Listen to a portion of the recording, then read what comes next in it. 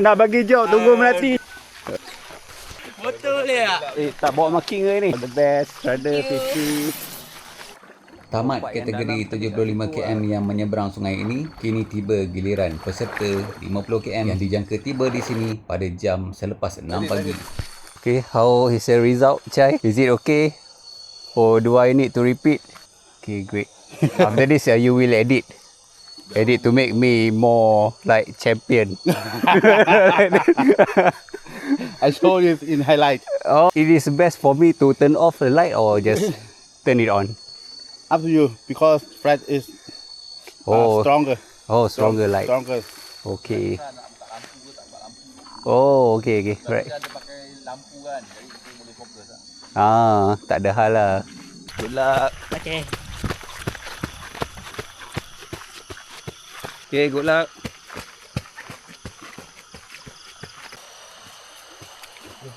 Pada waktu ini, keadaan air sungai semakin jernih dan sudah surut berbanding sebelumnya. Kanan. Antara pesanan dari Si Wei Yong, minum dulu. Betul ya? Tak bawa marking ke ni? Yang penting nak naik skuter. Yang skuter tu mahal. Skuter aku tak korang ingat kan?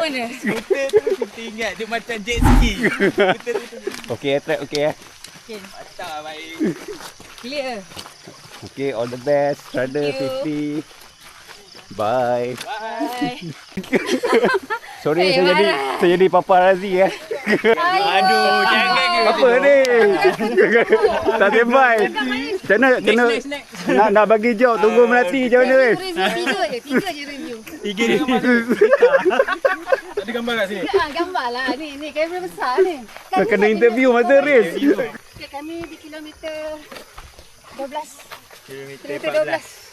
Lagi 6 kilo nak pergi ke CP 2. Kami ada lagi 10 lebih kilometer dan lagi 6 CP untuk ke finishing line.